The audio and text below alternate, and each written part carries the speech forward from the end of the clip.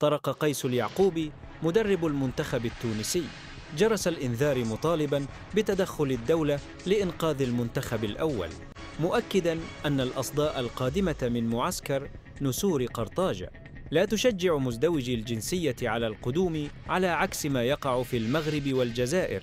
وقال اليعقوبي في الندوة الصحفية التي تلت الهزيمة أمام غامبيا سيفور 1: المواهب التي تستقطبها الجزائر والمغرب لتمثيل المنتخب تأتي بمقابل مالي ضخم. وواصل: اللاعب الذي يترك الرفاهية في فريقه ينتظر الرفاهية والظروف الجيدة في المنتخب، وهذا غير موجود في تونس. وأكمل: الأصداء التي تصل اللاعبين المحترفين ومزدوجي الجنسية عن المنتخب التونسي غير إيجابية ولا تشجعهم على تمثيل المنتخب.